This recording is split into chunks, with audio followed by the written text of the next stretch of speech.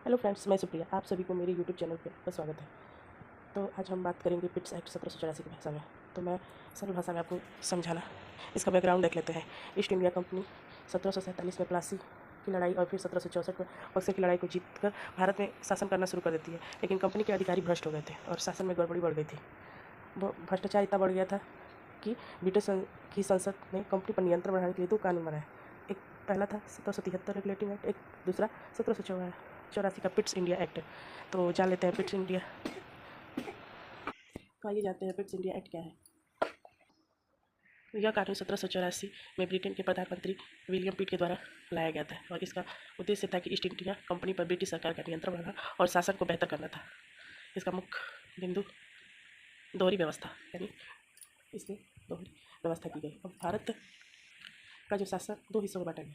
एक board of control जो राजनीतिक, एक कोर्ट ऑफ डायरेक्टर थे जो व्यापारिक थे। बोर्ड ऑफ कंट्रोल की स्थापना, इसमें 6 सदस्य होते थे, जिनमें 2 कैबिनेट मंत्री या भारत के राजनीतिक मामले, युद्ध, संधि प्रशासन को नियंत्रण करता था। और कोर्ट ऑफ डायरेक्टर कंपनी का पुराना व्यापारिक बोर्ड जो व्यापार से संबंधित निर्णय लेता था। गवर्नर जनरल की शक्ति बढ़ी। अब बंगाल का गवर्नर जनरल पूरे भारत के मामले का प्रमुख बन गया।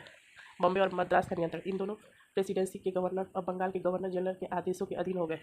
भ्रष्टाचार पर नजर, भारत में काम करने वाले अधिकारियों पर नियंत्रण बढ़ाया गया और इनकी जांच की जा सकती थी। एक उदाहरण समझिए, मान लीजिए ईस्ट कंपनियाँ एक स्कूल चला रही है। तो पहले रेगुलेटिंग एक्ट के समय स्कूल का प्रिंसिपल सब कुछ तय करता था, लेकिन उसके ऊपर सख्त निगरानी नहीं रखी थी।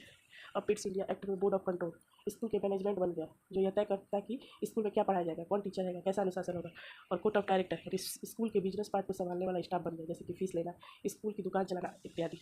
अब प्रिंसिपल गवर्नर जनरल को दोनों के निर्देश मानने पड़े। और पिट्स इंडिया का महत्व, भारत में ब्रिटिश सरकार की सीधी पकड़ बनी। कंपनी अब केवल नाम मात्र की शासक रह गई। ब्रिटेन की संसद अब भारत के शासन को निर्देश देने लगी। यह एक कदम था ब्रिटिश उपनिवेशवादी शासन की ओर।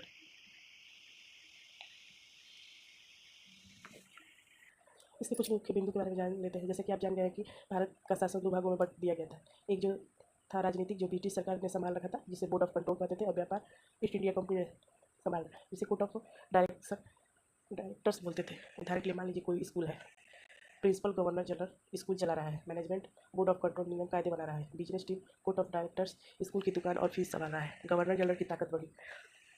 अब बंगाल का गवर्नर जनरल पूरे भारत का प्रमुख बन गया था। बॉम्बे और मद्रास उसके आदेशों के अधीन आ गए थे। उदाहरण जैसे कि एक कंपनी के 3 ब्रांच है, कोलकाता, मुंबई, चेन्नई। अब इन सभी का कंट्रोल सिर्फ एक सीईओ के पास है। तीसरा, बोर्ड ऑफ कंट्रोल की स्थापना। ब्रिटिश सरकार ने 6 लोगों को एक बोर्ड बनाया जो भारत के राजनीतिक मामले पर फैसला करता था। इसके 2 मंत्री ब्रिटिश कैबिनेट होते थे। जैसे कि एनजीओ सरकार की निगरानी में चलती थी, तो सरकार अपने प्रतिनिधित्व भेजती है जो उसकी गतिविधियों पर नजर रखते हैं।